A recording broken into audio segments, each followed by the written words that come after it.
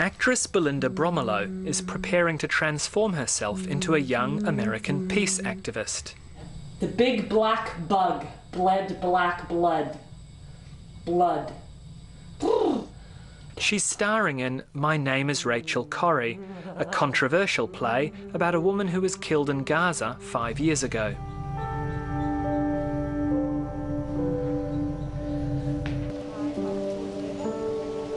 Tonight, Dateline has invited 2 special guests to watch the play and debate it afterwards. Bren Carlil works for the Australia-Israel Jewish Affairs Council, a Zionist lobby group. The play is very controversial. I've read that it's very one-sided and it lacks a lot of context regarding the Israeli-Palestinian dispute. So I want to see if it is as controversial as it's made out to be. Also here is Anthony Lowenstein, a Jewish writer who often criticises Israel. Obviously I didn't know her before she died, tragically, but I'd read that she was a passionate young woman, probably a bit naive, who went to Gaza to try and essentially protect the Palestinians from occupation. Obviously, just like any story, it's biased, and particularly with this, it's one person's perspective, but it is a young person's perspective who is keen and passionate and who really threw herself into life. My name is Rachel Corrie. I am 12 years old. I was born on April 10th, 1979 in Olympia, Washington. When I was 5, I discovered boys, which made life a little more difficult. Just a little, and a lot more interesting. Rachel was determined to be a writer, and the play is made up of extracts from her letters and journals. When I graduated year 5, we had a list of questions for our school yearbook, and one of them was, what do you want to be when you grow up? Well, everybody wrote something like doctor or astronaut or Spider-Man, and then you turn the page and there was my 5-paragraph manifesto on the millions of things I wanted to be, from wandering poet to first woman president. I'm here for other children. I'm here because I care. This is Rachel Corrie in 5th grade, already displaying the keen social conscience that led her to the Gaza Strip years later. We have got to understand that people in third world countries think and care and smile and cry just like us. As she got older, Rachel threw herself into community and environmental activism here in Olympia, not far from Seattle. But after the September 11 attacks, she became interested in American foreign policy, and 2 years later, she travelled to Israel. January 25th, 2003. Very little problem at the airport. My tight jeans and cropped bunny hair sweater seemed to have made all the difference. And of course, Rachel was one of many international volunteers who came to protest against the Israeli army's actions in the West Bank and Gaza Strip. She worked with the International Solidarity Movement, a Palestinian-led group committed to non-violent resistance. The scariest thing for non-Jewish Americans in talking about Palestinian self-determination is the fear of being or sounding anti-Semitic. I'm really new to talking about Israel-Palestine, so I don't always know the political implications of my words. But Rachel did know her work was dangerous. Like other volunteers, she was on the front line of the conflict in the Gaza Strip. She placed herself in front of bulldozers and tanks that were demolishing homes in order to create a so-called buffer zone. The Israeli army says the area was riddled with tunnels used to smuggle weapons.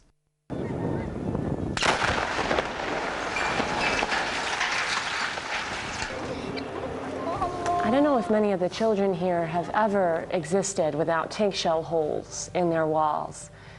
I think even the smallest of children here understand that life isn't like this everywhere. They love to get me to practice my limited Arabic, and so today I tried to learn to say, "Bush is a tool," but I don't think it translated quite right.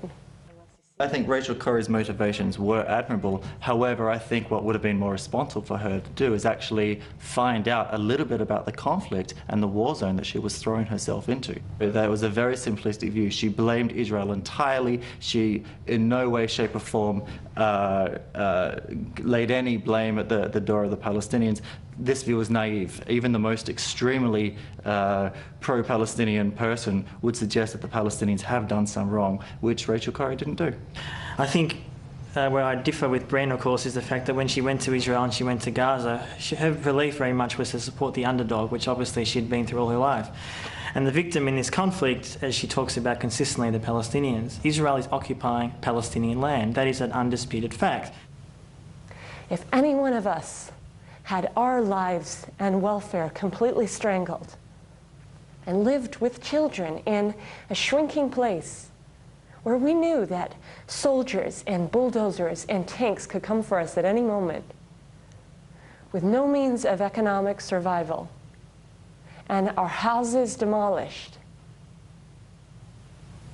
do you not think in a similar situation that most of us would defend ourselves as best we could?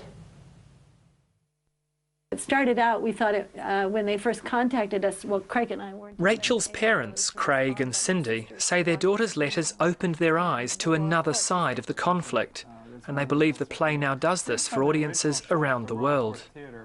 Here in the United States, we don't hear much about what happens to Palestinians. We hear a lot about what happens to Israelis, and a lot of that's horrible. Cindy and I have friends who have lost children who died in bus bombing, so we know something about that part of the story, but we learned from Rachel about the Palestinians and who've lost children to being shot. What we're paying for here is truly evil. Maybe the general growing class imbalance in the world. This is an extract from one of the last letters Rachel wrote to her parents. Anyway, I'm rambling. I just want to tell my mom that I'm really scared. And I'm questioning my fundamental belief in the goodness of human nature.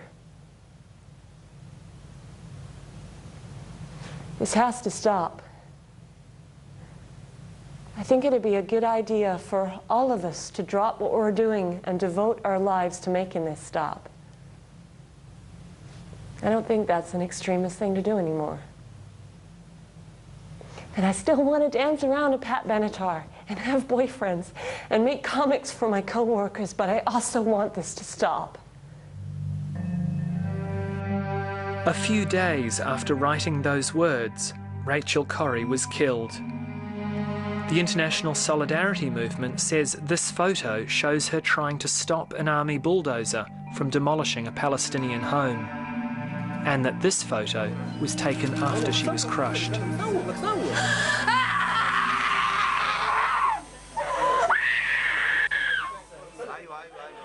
The first word that we got was on television, seeing the words run across the bottom of the screen that said, "Olympia woman killed in the Gaza Strip." And I'm not proud of the fact that I wondered if there could be some other person besides Rachel. But I think that's a very human reaction when you know that someone you love so deeply is probably hurt very, very badly or lost. I love you guys. Sorry about the diatribe. Who do you hold responsible for her death? I think the International Solidarity Movement. This is an organisation which is a Palestinian organisation that takes naive Westerners and puts them as human shields in war zones. It's actually a war crime. According to the 4th Geneva Convention, which Rachel Corrie quotes so often during this play, it is a war crime to create and deploy human shields. Rachel Corrie was a human shield. So you're saying Rachel Corrie was being used by the ISM? Rachel Corrie died when she was protecting a weapons smuggling tunnel. Yes, I'd suggest that she was manipulated by the International Solidarity Movement. No. Well, that's obviously a view I don't share. There were thousands upon thousands upon thousands of Palestinians who essentially were left homeless over years because Israel claimed, without much evidence I might add, that these houses were supporting terrorists, which is simply untrue. The information about what happened to Rachel on that final day is contested, there's no doubt about that. The International Solidarity Movement claims that the bulldozer driver saw Rachel and drove over her. There are conflicting versions. I wasn't there, I can simply base it on what I've read in a variety of sources. I suspect what happened is that she was in the wrong place at the wrong time in the actual bulldozer in Israel itself. The wrong place at the wrong time. She purposely put herself in the path of the bulldozer. And that is not being so. in the wrong place at the wrong time. Absolutely that is a choice that she made. And I can say that I have read about it, but I've also seen it. I have seen the video footage leading up to her death. As have I. She was in a ditch in front of a bulldozer, crouching down. She chose to be there. That's not wrong place at the wrong time. So therefore she deserved to die? Not at all. And to put such words in my mouth is disgraceful. The passions aroused by Rachel's life and death have had serious consequences for the play. In 2006, a New York theatre indefinitely postponed its production out of concern for the sensitivities of Jewish groups. Many denounced the decision as censorship. Yeah, I think people are very afraid to take on this particular topic because, as Rachel says, often when you try to take on the Israel-Palestine conflict, there's that fear of being labelled, you know, anti-Semitic, which is just ridiculous. What happened in New York was that when there was talk about bringing it to the States, there was serious pressure on the powers that be there from elements of the Israel lobby. Powers that be? Yeah, from the Israel lobby. This is the way the Zionist lobby works. They don't like something, they put pressure on organisations or individuals. This is the way it works. In New York, sadly, temporarily, they were successful. Eventually, they were not. In the UK and most places around the world, it was selling out audiences, as it has in Australia as well. The point is, sadly, an organisation that Bren is a member of in Australia does not believe in the concept of open and free debate. That sounds like absolute rot. The organisation that I work for happens to be the Australia, Israel and Jewish Affairs Council. We do not try and shut down debate. We want open and free speech. From your perspective only. What rot? Opinion pieces in newspapers around Australia have opinion pieces for both narratives. This is democracy, this is pluralism, this is freedom of speech. AJAC is trying to do that. Well, I'm still waiting to see an Israel lobbyist ever complain about a performance that was very, very pro-Israel. If that happens, I'd like to be told about it. Well, as someone from the quote-unquote Israel lobby, I'd like to say I'm no theatre critic, and all I can talk about is the context of plays as opposed to the plays themselves. We're all born, and someday we'll all die. Perhaps the play's ideological critics are missing the point. What touches audiences is a young woman's disarming attempts to make a difference. I can't cool boiling waters in Russia. I can't be Picasso. I can't be Jesus. I can't save the planet single-handedly. I can wash dishes. I don't believe, that every young person needs to go to Gaza or to do this kind of work. But I think the question of how can I make a difference in the world is something that it's good that people think about when they see this play, when they hear this story.